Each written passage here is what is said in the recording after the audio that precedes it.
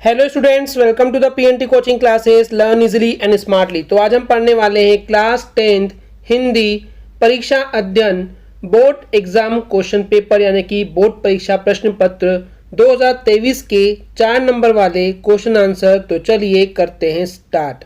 प्रश्न 21 में बोला गया है, नगर पालिका अध्यक्ष को मोहल्ले की नियमित सफाई के संबंध में आवेदन पत्र लिखिए। तो इसका मतलब है, देखिए, जो नगर पालिका होती है उसके जो अध्यक्ष यानी कि जो हेड होते हैं उनको हमको एक आवेदन पत्र यानी कि एप्लीकेशन लेटर लिखना है। क्यों लिख रहे हैं? क्योंकि जो हमारा मोहल्ला है जहाँ पे हम रहते हैं वहाँ पे नियमित यानी कि रेगुलर यानी कि हर कुछ हफ्ते में या 15 दिन में, इसको बोलते हैं रेगुलर या नियमित सफाई के संबंध में, इस टॉपिक में हमको उनको एक एप्लीकेशन लेटर लिखना है कि भाई यहाँ पे सफाई करवाते रहा करिए। तो चलिए समझते हैं इसको आंसर से। तो सबसे पहले स्टार्ट करते हैं, सेवा में लिखते हैं। सेवा में यानी कि हम आपके सेवा में एक आवेदन पत्र लिख रहे हैं। किसको लिख रहे हैं उसके बाद उसको लिखा जाता है। तो हम लिखेंगे श्रीमान नगर पालिका अध्यक्ष, क्योंकि वो हम मान रहे हैं कि एक जेंट्स है तो श्रीमान। अगर वहाँ पे जो अध्यक्ष है अगर वो लेडीज होगी तो वहाँ पे लिखेंगे श्रीमती।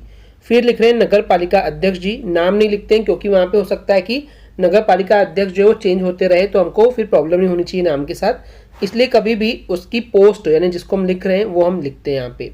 उसके बाद नेक्स्ट है डबरा, ग्वालियर, मध्य प्रदेश। यानी कि देखिए मध्य प्रदेश राज्य के अंदर जो ग्वालियर है डिस्ट्रिक्ट है, जिला है, वहाँ पे हम रहते हैं। और ग्वालियर डिस्ट्रिक्ट के अंदर छोटा सा एक जो शहर है डबरा, वहाँ पे हम रहते हैं। तो इस तरीके से जो आपका एड्रेस है वो यहाँ पे लिखा जाता है। उसके बाद लिखते हैं विषय यानी कि सब्जेक्ट, जिस टॉपिक पे यानी कि आप लेटर लिख रहे हो, एप्लीकेशन लिख रहे हो एक नगर पालिका अध्यक्ष को, तो विषय बताना पड़ता है कि हम ये आपको एप्लीकेशन क्यों लिख रहे हैं। तो यहाँ पे लिखेंगे कि जानकी नगर की नियमित सफाई व्यवस्था के संबंध में। देखिए मैंने आपको क्या बताया कि मध्य प्रदेश के ग्वालियर के डबरा में रहते हैं और डबरा के अंदर जो एक मोहल्ला है जिसका नाम है जानकी नगर, तो वहाँ की नियमित सफाई यानी कि रेगुलर सफाई के व्यवस्था के लिए कि आप अरेंजमेंट कीजिए, व्यवस्था कीजिए यहाँ पे, उस संबंध में, उस टॉपिक में हम आपको एप्लीकेशन लिख रहे हैं। चलिए आगे देखते हैं। उसके बाद लिखेंगे महोदय। महोदय यानी कि हम किसी को सम्मान देते हैं, इज्जत के साथ बोलते हैं तो महोदय बोलते हैं, या सर जी बोलते हैं, रिस्पेक्टेड सर बोलते हैं इंग्लिश में, तो हिंदी में बोलते हैं महोदय या महोदय जी। आगे लिखा गया है जानकी नगर यानी कि जहाँ हम रहते हैं जो कि एक डबरा के शहर के अंदर है, ठीक है। तो जानकी नगर डबरा की एक महत्वपूर्ण कॉलोनी है, यानी कि डबरा जो शहर है उसमें एक जानकी नगर जो है ये बहुत ही महत्वपूर्ण यानी कि बहुत ही इंपॉर्टेंट कॉलोनी है, यानी कि एक मोहल्ला है। तो दुर्भाग्य से यानी कि बुरी किस्मत से पिछले एक साल से इस कॉलोनी में यानी कि इस मोहल्ले की सफाई करने वाले जो कर्मचारी है, जो साफ सफाई करने आते हैं, वो जो कर्मचारी है, जो लेबर हैं, जो एम्प्लॉयज़ है आपके, वो निर्द्वंद्व है। निर्द्वंद्व का मतलब क्या होता है? जो अपने हिसाब से काम करे या जो अपनी इच्छा के अनुसार काम करे, वो हमारी सुनते नहीं है, उनको जो जैसा लगता है वो वैसा कर देते हैं।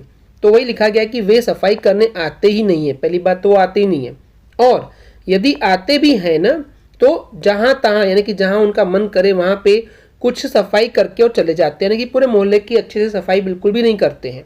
तो स्थिति ये है, स्थिति यानी कि कंडीशन ये है कि जो कॉलोनी है, जो हमारा मोहल्ला है, यहाँ पे कूड़े के ढेर लगे हैं। कूड़े के ढेर मतलब कि कचरा बहुत ज़्यादा जमा हो गया है, और यहाँ की जो नालियाँ हैं वो उफन रही है। उफनने का मतलब है कि नालियों के अंदर जो पानी वो इतना ऊंचाई तक आ गया है कि ऊपर से हमको पानी छलकते हुए दिखाई दे रहा है, उसको बोलते हैं उफान आना, ठीक है। तो नालियाँ जो है उफन रही है, और जो सीवर है, सीवर के बंद होने से मैला सड़कों पर पड़ा है। देखिए सीवर क्या है? जो मल वगैरह होता है, ठीक है, जो हमारा वेस्ट मटेरियल होता है वो जिस नाली से या पाइप से जाता है उसको बोलते हैं सीवर। तो सीवर जो है वो बंद हो गया है, उसके बंद होने से जो वहाँ पे मल है, जो मैलापन है, वो सब सड़कों पर यानी कि रोड पर अब आने लग गया है। तो गलियों में कूड़ा करकट भरा हुआ है, जो हमारे मोहल्ले की गलियां हैं वहाँ पे कूड़ा करकट यानी कि पूरे कचरे का ढेर जो है वो भर गया है, और इस वजह से जो मक्खी और मच्छर है, ठीक है, जनरली आपको पता ही होगा कि जहाँ पे भी कचरा रहता है वहाँ पे मक्खी और मच्छर जो है वो पैदा हो जाते हैं। तो इन मक्खी और मच्छरों का इतना प्रकोप है, इतना ज़्यादा डर बढ़ गया है, और इतनी ज़्यादा मात्रा बढ़ गई है मक्खी और मच्छरों की कि जो रात्रि के समय की बात करते हैं, रात के समय की बात करें तो यहाँ पे सोना जो है वो थोड़ा सा कठिन हो जाता है, सोने में दिक्कत होती है, क्योंकि बहुत सारे मच्छर पैदा हो गए इस एरिया में और ये हमको काटते हैं। और इसके अलावा बदबू यानी कि जो बुरी गंध होती है, बुरी स्मेल होती है, बेकार सी स्मेल होती है, उसके कारण बहुत बुरी हालत हो गई हमारे मोहल्ले की। अगले पैराग्राफ में लिखेंगे अतः यानी कि इसलिए आप जानकी नगर की सफाई व्यवस्था को अपनी देखरेख में तुरंत नियमित कराने का कष्ट करें। यानी कि आप खुद जानकी नगर की जो सफाई की जो व्यवस्था है, जो अरेंजमेंट्स हैं, वो अपने देख रेख में करवाएं। देख रेख में क्यों? क्योंकि आप भी उनके साथ आए, क्योंकि आप जिन कर्मचारी को भेजते हैं वो बराबर सफाई यहाँ पे बिल्कुल भी नहीं करते। इसलिए तुरंत यानी कि अभी से ही नियमित यानी कि रेगुलर कराने का जो कष्ट है वो आप प्लीज़ करिए। अन्यथा अन्यथा मतलब नहीं तो यहाँ भयंकर यानी कि बहुत खतरनाक वाली बीमारियाँ जो है वो फैल जाएंगी। आगे बोला गया है, विश्वास है यानी कि हम ये उम्मीद कर रहे हैं और हमको आप पे विश्वास है कि जनहित में यानी कि लोगों के हित में, लोगों के कल्याण के लिए, लोगों के फायदे के लिए जो है वो आप तुरंत ध्यान देकर सफाई का जो कार्य है वो कराएंगे। फिर जिस भी दिनांक को, तारीख को आप यहाँ पे लिख रहे हैं, ये एप्लीकेशन वो तारीख आप लिखेंगे। मान लेते हैं मैं लेटर लिख रहा हूँ या एप्लीकेशन लिख रहा हूँ 21 अगस्त 2025 को या 2024 को, जो भी आप डेट है वो आप यहाँ पे डेट लिख लेंगे। उसके बाद ये लेटर कोई एक आम नागरिक, एक इंसान नहीं लिख रहा है, समस्त निवासीगण, समस्त यानी कि सभी, निवासीगण यानी कि निवास करने वाले यानी कि रहने वाले। तो वहाँ पे जो रहने वाले हैं वो सभी को क्या बोलते हैं? निवासीगण। तो सभी निवासीगण कहाँ के? जानकी नगर, और फिर जो मेन शहर है वो डबरा आपको लिखना पड़ेगा। तो इस तरीके से अगर आपको मोहल्ले की सफाई करवानी है तो नगर पालिका के अध्यक्ष को इस तरीके से एक एप्लीकेशन लेटर यानी कि आवेदन पत्र जो है वो लिखा जाता है। ओके स्टूडेंट्स, क्लियर है? चलिए देखते हैं नेक्स्ट क्वेश्चन। इसके अथवा में बोला गया है, अपने बड़े भाई के विवाह में सम्मिलित होने हेतु अपने मित्र को पत्र लिखिए। तो मान लेते हैं आपके बड़े भाई जो हैं उनके विवाह यानी कि शादी में सम्मिलित यानी कि शामिल होने के लिए, हेतु यानी के लिए आप अपने मित्र को, अपने फ्रेंड को पत्र लिखेंगे कि आप मेरे बड़े भाई की शादी में आइए, उनकी शादी होने जा रही है तो मैं आपको इनवाइट कर रहा हूँ, शामिल होइए, सम्मिलित होइए। तो अगर इसके लिए आपको अपने दोस्त को पत्र लिखना होगा तो कैसे लिखेंगे? तो चलिए समझते हैं इसको आंसर से। तो जैसे कि आप सबको पता है, सबसे पहले हम एड्रेस लिखते हैं। तो मान लेते हैं हम ग्वालियर में रहते हैं और उसमें जो एरिया का नाम है वो है माधव कुंज, और 16 जो है वो वार्ड नंबर है। तो 16 माधव कुंज, ग्वालियर, मध्य प्रदेश, ये एड्रेस हो गया हमारा। फिर जिस डेट को आप लेटर लिख रहे हो वो दिनांक, तारीख लिखेंगे, जो भी तारीख पे आप लिख रहे हैं वो आपको डेट यहाँ पे लिखना होगा, ठीक है। देन मान लेते हैं कि 10 जनवरी 2025 को अगर मैं लेटर लिख रहा हूँ तो 10/01/2025 आपको यहाँ पे इस तरीके से लिखना पड़ेगा, ठीक है। अब मान लेते हैं आपके जो दोस्त हैं उनका नाम क्या है? स्वप्निल है। तो हम बोलेंगे प्रिय मित्र स्वप्निल। प्रिय यानी कि प्यारे, जो मेरे मित्र हो, तुम दोस्त हो, स्वप्निल। तो प्रिय मित्र स्वप्निल, सप्रेम नमस्कार। सप्रेम यानी कि प्यार के साथ मैं तुम्हें नमस्कार कह रहा हूँ। आगे बोला गया है, शुभ यानी कि बहुत ही अच्छा जो समाचार है, जो न्यूज़ है वो ये है कि जो मेरे बड़े भाई हैं श्री सुरेश कुमार जी, ठीक है, मान लेते हैं बड़े भाई का नाम है सुरेश कुमार, तो उनका शुभ विवाह यानी कि जो शादी है वो दिनांक 24 जनवरी को 2025, ठीक है, 2025 को होना निश्चित हुआ यानी कि पक्का हुआ है। तो अच्छी खबर यह है कि जो मेरे बड़े भाई हैं श्री सुरेश कुमार जी, उनकी जो शादी है वो 24 जनवरी 2025 को होना पक्का हुआ है, निश्चित हुआ है। तो तुम तो जानते ही हो कि ऐसे शुभ यानी कि बहुत ही अच्छे अवसर पर, अच्छे मौके पर तुम्हारा आगमन, आगमन यानी कि तुम्हारा आना मेरे लिए कितना सुखद यानी कि सुख देने वाला और आनंददायक यानी कि खुशी वाला होगा। क्योंकि तुम आओगे तो मुझे बहुत अच्छा लगेगा, मुझे सुख भी मिलेगा और मुझे खुशी भी होगी, क्योंकि तुम मेरे परम मित्र हो, बहुत प्यारे मित्र हो। तो तुम्हें इस विवाह में यानी कि इस शादी में जितने भी वैवाहिक कार्यक्रम, वैवाहिक कार्यक्रम क्या होते हैं? शादी में बहुत सारे प्रोग्राम्स होते हैं, कार्यक्रम होते हैं, उनको बोलते हैं वैवाहिक कार्यक्रम। तो इन सभी वैवाहिक कार्यक्रमों से तुम्हें पूर्व यानी पहले ही आना होगा। ऐसा नहीं कि शादी के दिन आ रहे हो, तुमको उससे पहले ही यहाँ पे आना होगा। निमंत्रण पत्र यानी कि जो इन्विटेशन लेटर होता है, इन्विटेशन कार्ड होता है, वो छपते ही, जैसे ही छप जाएंगे मैं तुम्हें भेज दूंगा, ठीक है। जैसे ही छप जाएंगे इन्विटेशन कार्ड्स, यहाँ जो मैरिज कार्ड होते हैं वो मैं तुम्हें छपते ही भेज दूंगा। लेकिन तुम जो ये जो मेरा लेटर है इसी को, निमंत्रण को यानी कि इस इन्विटेशन को स्वीकार कर, ठीक है। मान लीजिए ये जो मैं लेटर भेज रहा हूँ, इस लेटर को पढ़ करके मान लो कि यही एक निमंत्रण पत्र है, इन्विटेशन कार्ड है। तो जैसे ही तुमको ये मिलता है तो इसको स्वीकार करके आप पधारने का यानी कि आने का कष्ट करना, अपनी सभी चीज़ों को छोड़ करके यहाँ पे आ जाना। इसके बाद अब क्योंकि वो जो मित्र है उसके माता पिता भी होंगे तो उनके लिए भी कुछ लिखना पड़ेगा। तो पिताजी और माताजी को चरण स्पर्श, यानी कि जो तुम्हारे पिताजी है और जो माताजी है उनके मैं चरण यानी कि पैर को स्पर्श कर रहा हूँ, ऐसा उन्हें कहना। उसके बाद तुम्हारा अभिन्न मित्र, चाहो तो तुम्हारा प्रिय मित्र लिख सकते हो, कोई दिक्कत नहीं है। तो तुम्हारा यानी कि तुम्हारा, अभिन्न यानी कि कभी अलग न होने वाला, भिन्न यानी अलग होना, अभिन्न यानी कि कभी भी अलग न होने वाला मैं मित्र हूँ। और अपना नाम जो भी आपका नाम है वो लिखेंगे यहाँ पे। तो मान लेते हैं हमारा नाम जो है वो अखिलेश है, तो हम लिखेंगे यहाँ पे अखिलेश। तो इस तरीके से अपने मित्रों को आपको लेटर लिखना होता है जब आपके बड़े भाई की शादी हो तो उसमें इनवाइट करने के लिए। ओके स्टूडेंट्स, क्लियर है? तो चलिए देखते हैं नेक्स्ट क्वेश्चन। प्रश्न 22 में बोला गया है, निम्नलिखित में से किसी एक विषय पर लगभग 120 शब्दों में निबंध लिखिए। यानी कि आपको निबंध लिखना है लगभग 120 शब्दों में किसी भी एक विषय पर। तो देखिए यहाँ पे पहला है पर्यावरण प्रदूषण, वर्तमान समय में कंप्यूटर की उपयोगिता, विज्ञान की प्रगति का मानव जीवन में महत्व, जीवन में खेलों का महत्व। अब देखिए क्योंकि आप क्लास 10th में हैं तो 10th में किसी एक निबंध को आप पढ़ करके तैयार नहीं कर सकते हैं क्योंकि कोई भी आ सकता है। तो मेरे हिसाब से जो IMP है निबंध जिनको आपको बिल्कुल एक बार देखना ही चाहिए, चलिए मैं आपको वो लिस्ट दिखाता हूँ। तो देखिए नंबर 1 पे जो सबसे इंपॉर्टेंट निबंध है वो है विज्ञान के चमत्कार। ठीक है, थोड़ा सा आप ये राइटिंग इग्नोर कीजिएगा। सेकेंड है पर्यावरण प्रदूषण, मैंने पिछले ही सेट 1 में आपको बताया था। सेकेंड नंबर पे पर्यावरण प्रदूषण बिल्कुल आपको तैयार करना चाहिए। उसके बाद जल के ऊपर निबंध आता है जैसे कि बिन पानी सब सून, इसी सेट में, तो ये IMP है। चौथे नंबर पे आता है खेल का आंखों देखा वर्णन, ये इंपॉर्टेंट निबंध है। पांचवें नंबर पे आता है विद्यार्थी और अनुशासन। तो 5 निबंध तो बिल्कुल आपको तैयार करना ही करना है। ठीक है स्टूडेंट्स, अगर मैं और 2 एक्स्ट्रा ऐड करूं तो उसमें आएगा वृक्षारोपण और नेक्स्ट हो जाएगा जीवन में खेलों का महत्व। तो ये निबंध है, क्योंकि आप क्लास 10th में हैं तो 1-2 निबंध पढ़ के बिल्कुल भी आप एग्जाम देने नहीं जा सकते। आपको बहुत सारी वैरायटी में आपको निबंध पता होने चाहिए। क्लियर है स्टूडेंट्स? प्रश्न 23 में बोला गया है, निम्नलिखित अपठित गद्यांश या काव्यांश को पढ़कर दिए गए प्रश्नों के उत्तर लिखिए। तो इस क्वेश्चन का मतलब है निम्नलिखित यानी कि नीचे लिखा हुआ, अपठित यानी कि जो आपने इसके पहले कभी पढ़े हुए नहीं हो, अपठित, पठित यानी कि पढ़ा हुआ और अपठित यानी कि कभी पढ़े नहीं हो, ऐसा एक गद्यांश यानी कि एक पैराग्राफ और एक काव्यांश यानी कि कविता का एक छोटा सा टुकड़ा आपको यहाँ पे दिया गया है। तो पहले हम गद्यांश देखेंगे, इसके बाद काव्यांश वाला क्वेश्चन देखेंगे।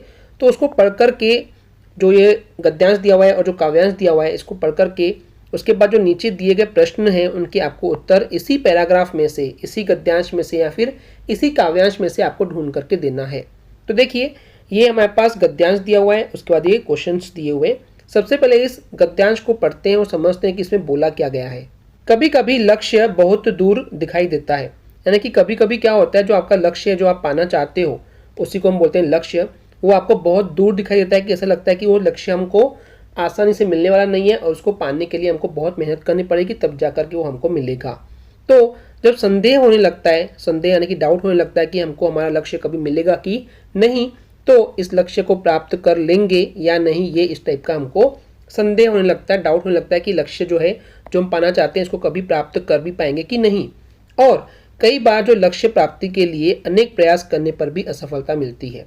यानी कि ऐसा होता है बहुत बार हम जब लक्ष्य को प्राप्त करना चाहते हैं, पाना चाहते हैं, उसके लिए हम अनेक प्रयास तो करते हैं, बहुत कोशिशें करते हैं कई बार, लेकिन बहुत सारे प्रयास यानी कि कोशिशें करने के बाद भी हम जब असफल हो जाते हैं और हमको असफलता यानी कि हम फेल हो जाते हैं, तो इससे क्या होता है, इससे होता ही है कि हमारे मन में निराशा का भाव जागृत हो जाता है। निराशा यानी कि हम अपसेट हो जाते हैं, तो अपसेट वाली जो भाव है, जो फीलिंग है, वो जाग जाती है हमारे मन के अंदर और निराशा से प्रसन्नता और शांति नष्ट हो जाती है। सीधी सी बात है, अगर आप निराश होंगे, अपसेट होंगे, तो आपकी जो प्रसन्नता है, जो हैप्पीनेस है, जो खुशी है और जो आपके मन की शांति, वो कहीं ना कहीं नष्ट हो जाती है और वो खत्म हो जाती है।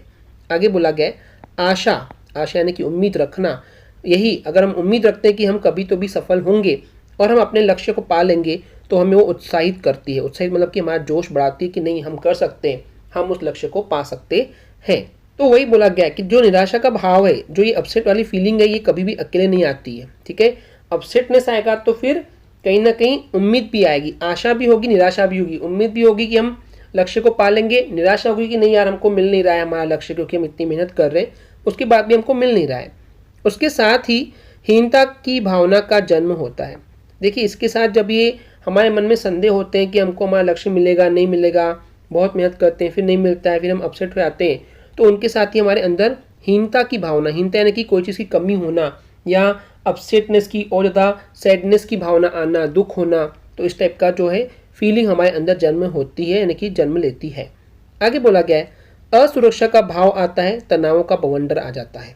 असुरक्षा यानी कि हमको इनसिक्योरिटी लगती है, हमको लगता है कि नहीं यार हम सेफ नहीं है, जो हम काम करना चाह रहे हैं इसमें हम सफल नहीं हो रहे हैं, तो ये कहीं ना कहीं हमारे लिए सही नहीं है।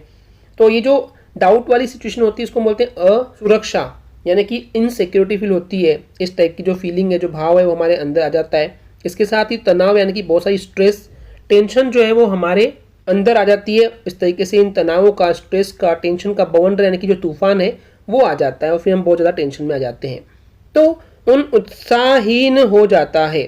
तो इंसान जो है ना उस समय उत्साहहीन यानी कि जो जोश है वो पूरा कहीं ना कहीं खत्म हो जाता है। जब जोश खत्म हो जाता है उसको बोलते हैं उत्साहहीन। ठीक है, तो इसीलिए मन में जो है वो निराशा नहीं आशा को बसाना चाहिए, यानी कि जो हमारा मन है ना उस मन में हमेशा आशा यानी कि जो उम्मीद है उसको बिठाना चाहिए, बसाना चाहिए, मतलब कि रखना चाहिए, ना कि निराशा को। निराशा यानी कि अपसेटनेस को कभी भी अपने मन में नहीं रखना चाहिए। जो लोग जीवन में आशावादी रहते हैं वही विपरीत परिस्थितियों में भी लक्ष्य प्राप्ति में सक्षम हो सकते हैं।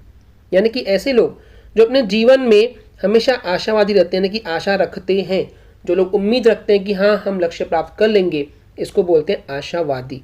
तो जो लोग जीवन में आशावादी होते हैं और ये सोचते हैं कि वो अपने लक्ष्य को पा लेंगे, तो वैसे ही लोग जो है वो विपरीत परिस्थिति यानी कि अपोजिट कंडीशन जो उनके फेवर में नहीं है, ऐसी परिस्थितियों में भी, ऐसी कंडीशन में भी अपने लक्ष्य को प्राप्त करने में सक्षम यानी कि लायक बन पाते हैं और योग्य बन पाते हैं, और एक दिन जाकर के वो अपने लक्ष्य को पा ही लेते हैं। तो ये था इस अपरित गद्यांश का अर्थ। अब चलिए एक एक करके इनके क्वेश्चंस को और आंसर्स को समझते हैं। तो इसके सबसे पहले क्वेश्चन में बोला गया है कि गद्यांश का शीर्षक लिखिए। तो ये जो गद्यांश है, जो ये पैराग्राफ है, इसके लिए आपको शीर्षक यानी कि हेडिंग देना है। यानी कि सिंपल टर्म्स में बोलूँ तो ये एक पैराग्राफ है और इसके लिए आपको इसका एक चैप्टर का नाम देना है। तो क्या दोगे? तो जैसे कि मैंने आपको हमेशा सिखाया हुआ है कि सबसे ज़्यादा बार जो वर्ड रिपीट हुआ है आप उसी को टारगेट करते हैं। तो मुझे दिख रहा है कि लक्ष्य, फिर लक्ष्य, लक्ष्य, और कहाँ पे दिख रहा है ये लक्ष्य। तो बहुत सारी जगह हमको दिख रहा है कि जो लक्ष्य है वो कहीं ना कहीं यहाँ पे सबसे ज़्यादा बार रिपीट हुआ है। तो लक्ष्य का महत्व, एक तो क्या हो सकता है लक्ष्य, लक्ष्य का, और लास्ट में लिखेंगे महत्व। ये मैंने आपको पिछले कई वीडियो से बताते आ रहा हूँ कि जो सबसे ज़्यादा बार रिपीट आया है उसी वर्ड को हम लिखेंगे और का महत्व हम वहाँ पे लिख देंगे। अब देखते हैं यहाँ पे क्या दिया हुआ था। अब यहाँ पे देखिए शीर्षक दिया हुआ है क्या, आशावादी रहो। आशावादी रहो मतलब कि हमेशा आशा रखो, उम्मीद रखो। तो देखिए ये भी चलेगा, जो मैंने बताया वो भी चलेगा। अगर मीनिंग वाइज जाएंगे तो आशावादी रहो, ठीक है, ये आशावादी होने का महत्व, ऐसा कुछ भी लिख सकते हैं। तो अब ये डिपेंड करता है कि आपको क्या कंफर्टेबल लग रहा है, बाकी दोनों ही सही है, आप अपने हिसाब से जा सकते हैं। अब बात करते हैं सेकंड क्वेश्चन की। सेकंड क्वेश्चन में क्या बोला गया है, निराशा का भाव क्यों जागृत होता है। जो निराशा है, जो अपसेटनेस है, ये जो भाव है, जो फीलिंग है, ये क्यों हमारे अंदर जागृत होती है, यानी कि जागती है। तो क्यों हमको मतलब निराशा वाली फीलिंग हमारे अंदर में आती है, इस क्वेश्चन में यही पूछा गया है। तो चलिए मैं पहले आपको इस पैराग्राफ से आंसर ढूंढ के दिखाता हूँ। तो ये यहाँ से आप आंसर लिख सकते हैं। देखिए, कई बार लक्ष्य प्राप्ति के लिए अनेक प्रयास करने पर भी असफलता मिलती है, इससे मन में निराशा का भाव जागृत हो जाता है। ठीक है, तो आपको ये मिल गया मेन, निराशा का भाव जागृत, क्वेश्चन से ही ढूंढना है हमको। ठीक है, तो क्वेश्चन में जो वर्ड था निराशा का भाव जागृत, ठीक है, ये देखिए निराशा का भाव जागृत, ये हमको मिल गया। तो इस पूरे सेंटेंस को हमको लिख देना है। इसका मीनिंग भी यही हुआ कि कई बार जब हमको लक्ष्य प्राप्त करने के लिए हम कोशिश करते हैं, प्रयास करते हैं, और फिर भी हम जब असफलता हमको मिलती है, हम फेल हो जाते हैं, तो इससे हमारे मन में जो निराशा है, यानी कि जो अपसेटनेस या सैडनेस वाली जो फीलिंग है वो जाग जाती है। ठीक है, अब चलिए देखते हैं यहाँ पे क्या लिखा हुआ है। देखिए यहाँ पे भी वही लिखा हुआ है, बस थोड़े से टर्म्स बदल दिए गए हैं। यहाँ लिखा है कभी कभी जब लक्ष्य प्राप्ति के लिए भरसक यानी कि बहुत सारा प्रयत्न यानी कि कोशिश करने पर भी जब हमको असफलता यानी कि फेलर ही हाथ लगती है, तब निर्धारित लक्ष्य जो हमें निर्धारित किए, फिक्स किए, हमारा जो लक्ष्य है वो हमें बहुत दूर दिखाई देने लगता है, और स्वयं यानी कि खुद की क्षमताओं पर, खुद की कैपेसिटी पर, खुद की कैपेबिलिटी पर, खुद की क्षमताओं पर अविश्वास पैदा हो जाता है कि हम कर भी सकते हैं कि नहीं। ये हमारा विश्वास जो है वो डगमगा जाता है। इससे मन में निराशा का भाव जो है जागृत हो जाता है, जिससे प्रसन्नता और शांति नष्ट हो जाती है।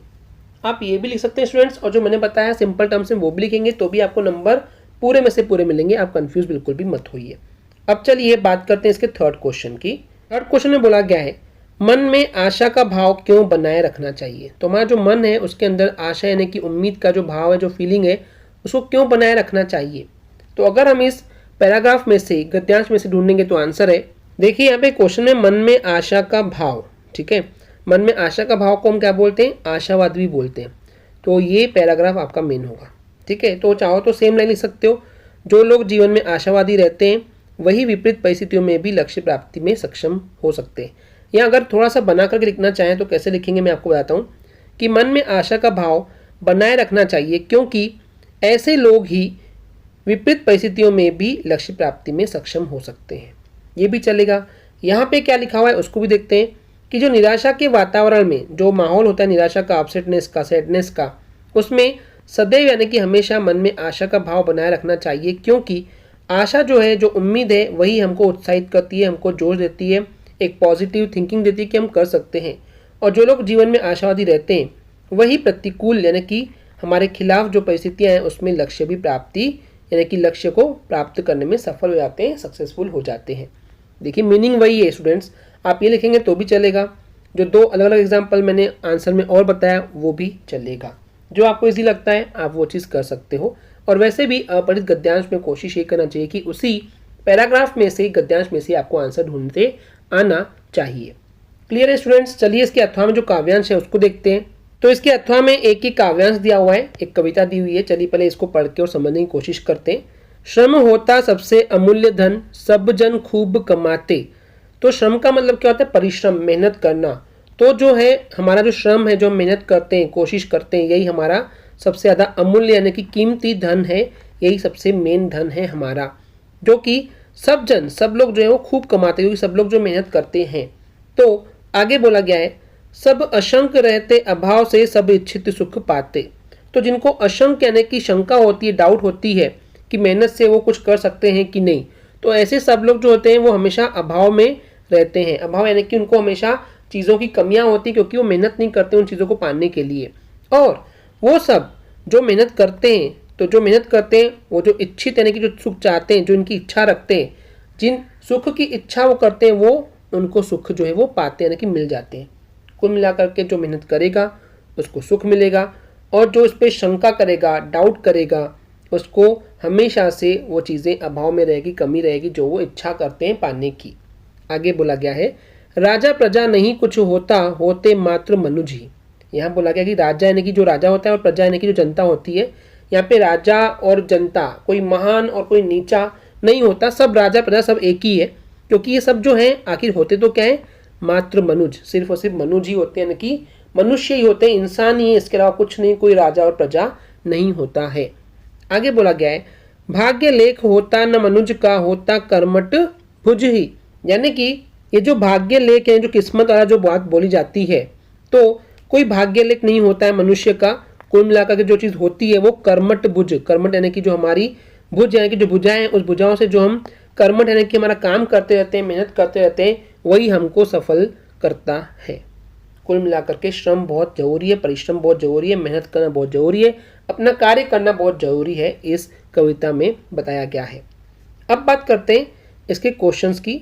तो सबसे पहले यहाँ पे क्वेश्चन क्या है, इस पद्यांश का शीर्षक लिखिए। यानी कि जो पद्यांश दिया हुआ है इसका आपको शीर्षक यानी कि हेडिंग देना है। यानी कि अगर इस काव्यांश के लिए आपको एक चैप्टर बना करके नाम देना है तो आप क्या नाम देना चाहोगे। तो चलिए देखते हैं इसके आंसर को।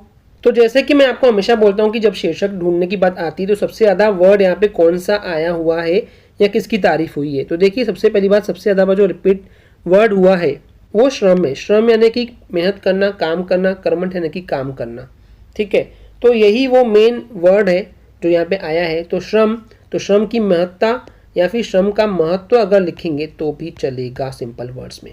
श्रम का महत्व या श्रम की महत्ता दोनों का मतलब सेम है, ठीक है। Clear students?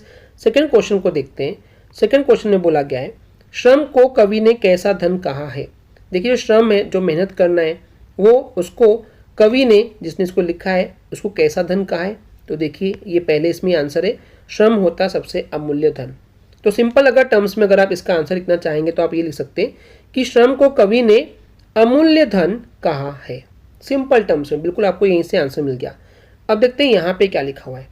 कवि के अनुसार, जिसने कवि ने इसको लिखा है उसके अनुसार जो श्रम है वो सबसे अमूल्य धन है, कीमती धन है।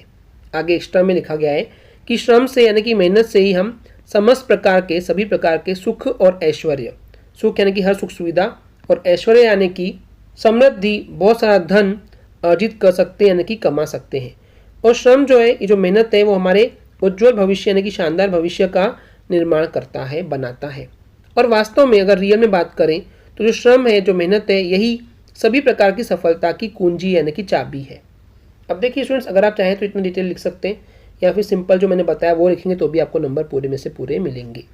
ओके, चलिए बात करते हैं इसके थर्ड क्वेश्चन किसमें बोला गया है, राजा प्रजा नहीं कुछ होता से कवि का क्या आशय है।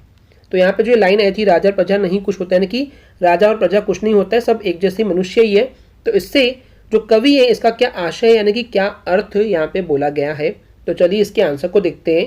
तो राजा प्रजा नहीं कुछ होता से कवि कहना चाहते हैं कि जो श्रम करने वाला कोई भी मानव होता है, जो मेहनत करने वाला कोई भी मानव यानी कि इंसान होता है, वो निर्धन नहीं हो सकता, गरीब नहीं हो सकता, क्योंकि वो मेहनत कर रहा है। और मेहनत करने वाला कभी भी गरीब हो ही नहीं सकता। और कवि के अनुसार जो प्रजा है, प्रजा भी राजा की संतान है। देखिए प्रजा तो प्रजा ही है, आम जनता है, और वो राजा की संतान कहीं ना कहीं है। तो प्रजा जो है वो कहीं ना कहीं से राजा की संतान के जैसे ही, राजा के बेटे के जैसे ही है, क्योंकि हमेशा माना जाता है कि जो प्रजा है, जो आम जनता है, वो राजा की संतान है। एक तरह से ऐसा बोला जाता है, इसलिए राजा प्रजा सब एक जैसा ही है। इसलिए जैसा राजा होता है वैसी ही प्रजा होती है, इसका अर्थ यही है। ओके स्टूडेंट्स, क्लियर है? आई होप स्टूडेंट्स आपको ये क्लियर हो गया होगा। अगर आपको हमारी वीडियो से कुछ भी सीखने मिला या नॉलेज मिला तो प्लीज़ हमारे चैनल को सब्सक्राइब कीजिए, और वीडियो पसंद आई तो इसको लाइक एंड शेयर जरूर करें, जिससे कि और भी लोगों तक ये वीडियो पहुंच सके। आज की वीडियो को यहीं रोकते हैं। Thank you.